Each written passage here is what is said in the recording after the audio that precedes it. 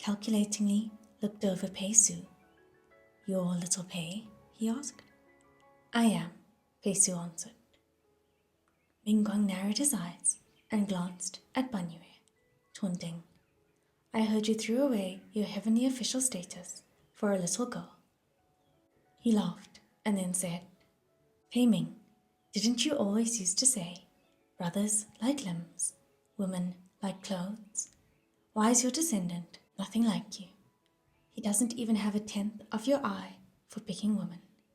This Gosha of Ban Yue looks like a little quail. What the hell?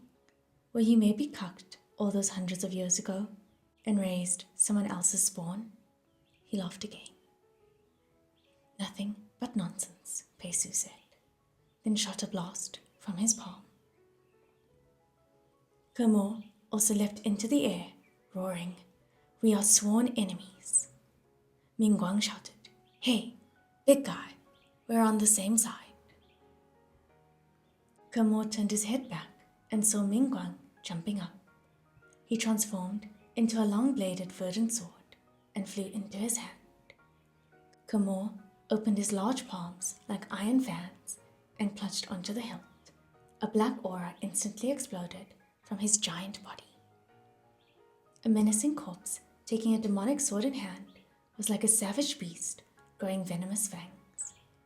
Earlier, when Pei Ming tapped Shilian's face with Ming, it had given Shilian an idea. Although he couldn't quite understand why, he felt maybe the same trick could help Huacheng. He was going to sneakily transfer some air to him while no one was looking, to see if it would bring him some relief.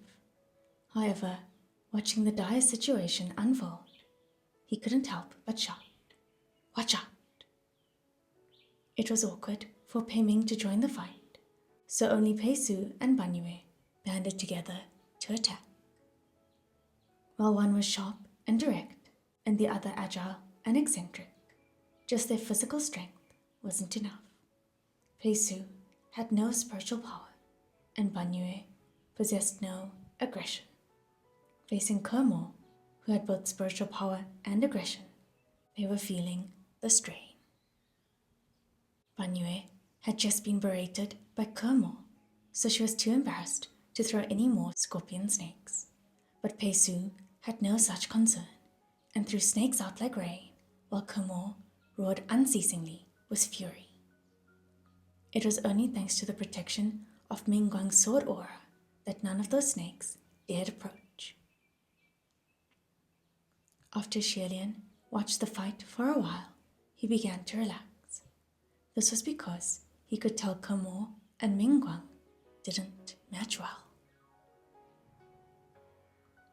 Kermor grew up in the kingdom of Ban Yue and was used to wielding a mace. He was used to large and heavy weapons, so a sword was not something he was skilled with.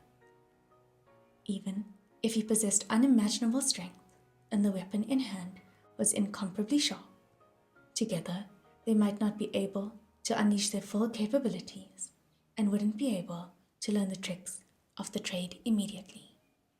Thus, Shilian seized this chance and clapped his palms together in a prayer toward Huacheng. He said, "Forgive me." But when he looked at this handsome, snow-white little face before him, with those eyes closed, Shilian felt it was difficult to make a move. Finally, he made up his mind and shut his own eyes to press close. But in his moment of nervousness, he missed and ended up kissing Huacheng's forehead. It was light and gentle, but his heart was crushed.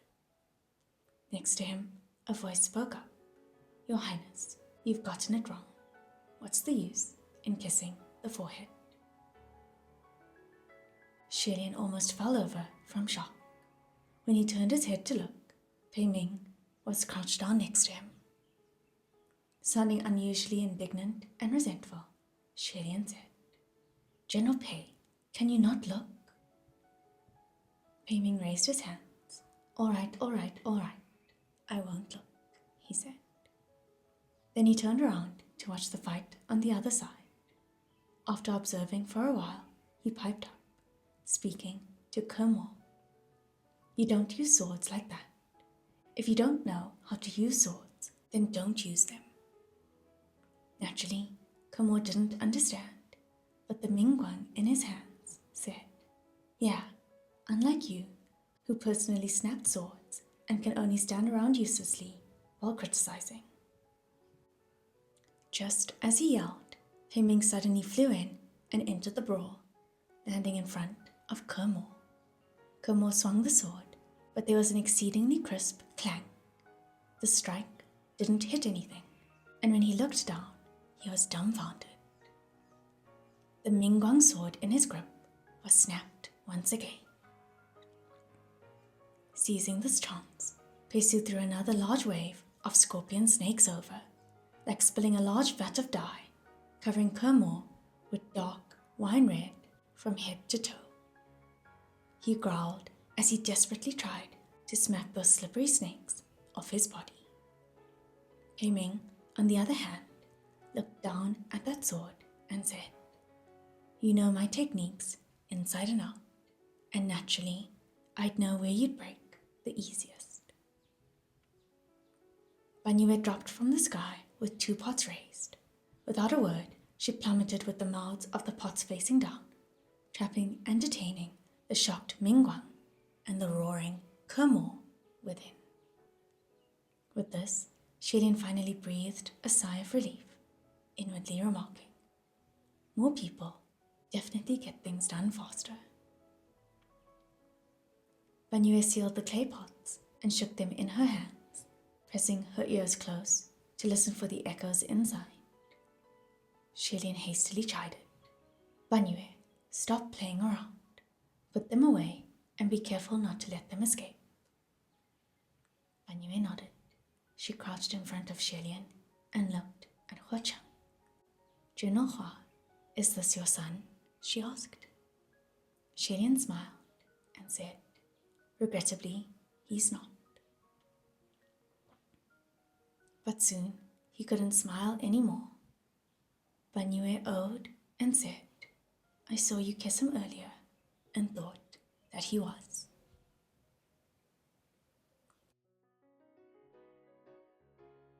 Shilian didn't want to say anything anymore and covered his forehead with his palm. Banyue, however, seemed to find Hua Chang rather precious. She pulled at one of his little braids, speaking with deep concern. "He seems to be sick. Should I put him in the pot to have him recuperate?" Last time, after I entered General Hua's pot, I felt I recovered really fast. Pesu walked over. "No need," he said. "Stop minding him. His Highness will take good care of him." "Oh," Banyue said. Just then, Ming glanced at her. "You're the gaucher of Banyue?" he asked. He watched Banyue condescendingly from above. Banyue, who was crouching on the ground and shrouded in his shadow, nodded. Pesu took a step forward, but Ming pushed him aside and came before Banyue, seeming to want to observe her closely. Yet unexpectedly, when he was only about 2 steps away from her, Banyue's face suddenly dropped, and she zoomed to hide behind Shilian, like she couldn't get away fast enough. However, judging from her expression, it didn't seem like she was scared. Everyone was puzzled, but Shilian soon understood. He courteously hinted, "General Pei, the ghost sent candy." Ming blinked, his face growing dark. It seemed that the sweetness of that ghost sent candy hadn't gone away. Since Banyue was a female ghost, she wasn't able to withstand that vulgar essence of evil and fled from the stink. Shilian couldn't help but smile, but immediately schooled his expression. Why has Lord Rainmaster also come to Mount Tonglu? Where is my lord? How come you're not all together? Due to the arousal of ghosts, large numbers of inhuman creatures banded to swarm toward Mount Tonglu. When they passed by Yusha country, they captured some farmers as rations. At the time, both Lord Rainmaster and the Guardian Steed were not present. It was after learning of this incident that we've come in pursuit, Pesu explained. We were together at first, but on the way, we heard Your Highness yelling for us in Banyue tongue, so we split to come check things out. At the time, Tian was only shouting randomly out of urgency and hadn't thought that they were actually close by, hitting the mark by a fluke. That Yusha country had the appearance of a quiet, small village, so it wasn't strange for ghosts to pass by and stupidly grab people. Pei Ming frowned. Before, I couldn't find you in the mortal realm. How did you end up with Lord Rainmaster? Don't tell me you were chasing after the Gosha of Banyue. Pesu lowered his head slightly. No, it was Lord Rainmaster who saved me, he said. It turned out, after Pesu was exiled to the lower realm, he had been travelling all over aimlessly. Since he was so free, he went and knocked over Chirong's little lairs a few times. Irked, Chirong wound up a large gang of who knows what to surround and destroy him. If Pesu had spiritual powers, then those crude nobodies wouldn't have been able to do anything to him. But he now possessed a mortal body, so when attacked by hundreds of ghosts, he sustained injuries in the end, trapped in a miserable predicament. As he was fighting and hanging on by a thread, the Rainmaster happened to pass by riding the ox and lent a helping hand. After clearing his identity and story, was taken to Yusha country to recover. Pei Ming seemed to be somewhat astounded. Lord Rainmaster didn't give you any trouble? He asked. According to Shiqingxuan, Yusha country and the palace of Ming had disagreements in the past. Hundreds of years ago, the Rainmaster knocked off Pei Ming's earlier deputy general. It seemed Pei Ming didn't think the Rainmaster was someone generous. However, Pei Su said, No, Lord Rainmaster never gave me a hair of trouble. On the contrary, I've received much support. Just then, an echoing voice suddenly sounded. Rainmaster, is the Rainmaster someone from the kingdom of Yusha? Tian replied without thinking, That's right. But after he answered, he noticed that the voice belonged to Ming. He was locked in the pot, but he was still listening intently for the situation outside. After Tian responded, he clicked his tongue. Pei Ming, he said, did you sleep with so many women just to produce this kind of useless descendant? He actually needed the protection of someone from the kingdom of Yusha to survive, and he's even speaking well of them. Truly, each generation gets worse than the one before it. Ha! Hearing him, Pei Ming looked somewhat ill at ease. Tian couldn't understand and asked Banyue in a whisper, Do you understand what he's saying? Not really, Banyue replied, but I think I've heard Pei Su Goge say that before his general ascended, he was a general of the kingdom of Shuli. Was there anything wrong with Pei Ming being the general of Shuli? Very much so, because as far as Tian knew, the kingdom of Yusha had been flattened by the iron steeds of the kingdom of Shuli. Banyue added, Lord Rainmaster was the last ruler of the kingdom of Yusha. No wonder Pei Ming always looked strange whenever the Rainmaster was mentioned, and no wonder the Rainmaster didn't hold back when disciplining that former deputy heavenly official. It turns out both parties had a long and ancient grudge. It must be known that to heavenly officials, it certainly was more than natural for kingdoms of the mortal realm to fight and annihilate one another, the acts of these players progressing on endlessly. but when it came to their own turn, it was often hard to let things go. If one must stand in the same court as the one who annihilated their own kingdom, and that man cavorted in the heavens, exceedingly flashy, then it must be vexing. Pei added a talisman to the surface of the pot, and Ming Guang's voice came to an abrupt stop. Pei asked, "Why has the general come too?" "Isn't it all so I can drag you back sooner?" Pei Ming replied. Shilian remembered Hua Cheng's words. It seemed this was the benefit Pei Ming negotiated with Junwu when being dispatched to Mount Tonglu. Pei Ming patted Pei Su's shoulder. "Since you're here, do me proud," he said. "If you perform well here, then perhaps you can be pulled back to the upper court earlier." Pei Su hadn't yet answered, but the charmed talisman on the pot in his hand burnt up. It was Ming Guang, locked inside, who had used his fury to burn the talisman. "Pei Ming," he shouted, "do you still remember what you said back then?" Pei Su was about to add another talisman to shut him up, but Pei Ming stopped him. "I've spoken too many words in this lifetime," he said. "What are you referring to?" Ming Guang spat hatefully. "Do you still remember what excuse you used to kill all the subordinates who followed you for years? Some people can be killed, some can't.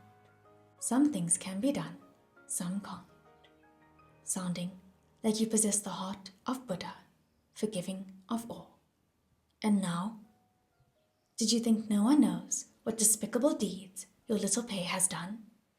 Word has already spread, and here you are, trying to wipe his ass and help him hide his past.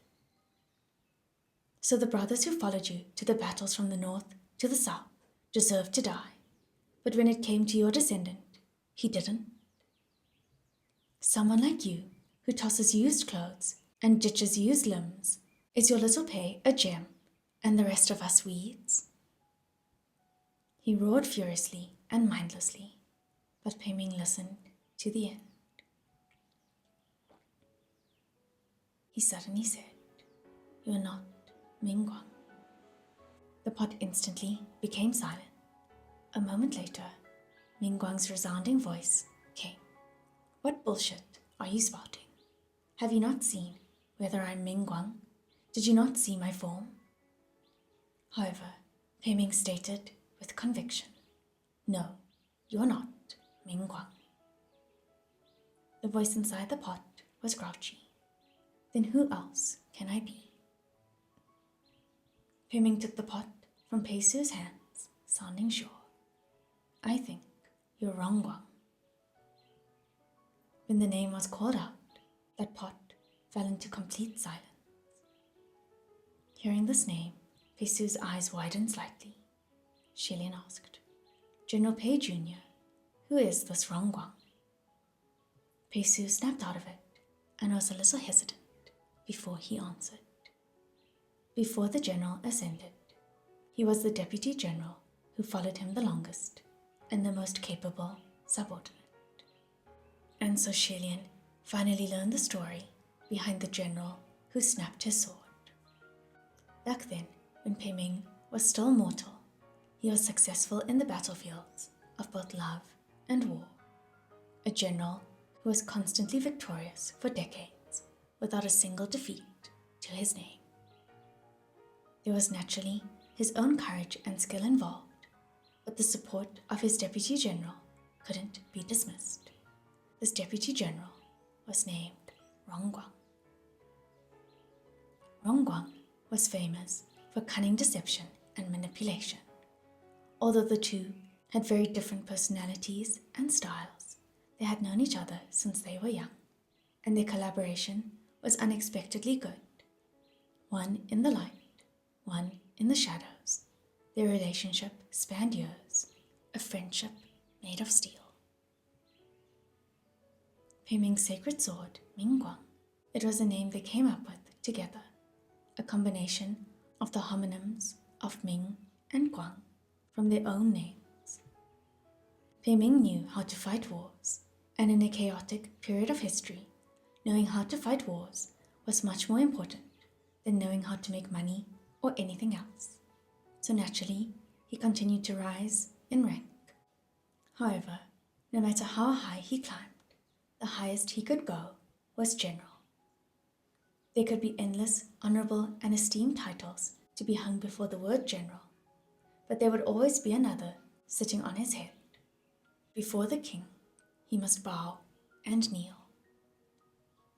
As for himself, he didn't have any particular opinion on the matter. However, as he sieged fortress after fortress, and the shine of glory on his armor grew brighter and brighter, the troop under Guan's lead was growing restless. Ming himself was never so proud that he forgot his roots and principles, but his subordinates were swelling infinitely on his behalf. The worst offender was Guan. Since he built close ties with the soldiers, he could easily fan their hearts and planted many ideas in the minds of veteran subordinates. Like, General Pei deserves more than the status he's been given. General Pei and us are oppressed. The kingdom of Shuli needs General Pei and us to save it. They plotted and planned to invade the imperial palace of Shuli, to name Ming king, to have him lead the veteran troops to great achievement, and bring them to stand at the summit as the strongest kingdom. They even concocted the grand scheme of flattening all four seas with their steeds of steel and unifying the world. Unfortunately, Ming himself had no interest in becoming king whatsoever. His greatest joy in life was to fight victorious battles and beard beautiful women, and he didn't need to be king to do either. Besides, although the king of Shuli wasn't anyone amazing, he didn't do anything wrong either. If he was to take over, he might not do better. To rashly cause havoc had more cons than pros, so why bother stirring up trouble for no reason? Thus, every time Guan excitedly tried to throw hints at him, Ming skillfully thwarted him. After many attempts, not only was Guan unconvinced, he was becoming more and more obsessed, until finally, one day, the group of them gathered to resolve that no matter what, they shall revolt. Once the deed was done, there would be no way Ming could back down. Listening to this point, Tian was speechless, thinking, how can something like this be as easy as ushering ducks? Pei Su saw that he was pensive and said, Guan might not have truly wanted to name Ming king, but he had to borrow the general's name to revolt. Since his prestige wasn't as high as the general's, if he raised his own flag, he might not be able to appease the people. Tian pondered. That might not be entirely true. The reason they used Ming's name was to put Ming on the throne, so naturally, Ming couldn't pretend not to know what was going on. He instantly picked up the sword and led a small, trustworthy group of soldiers and charged the palace to fight. And this fight was the last battle of his life.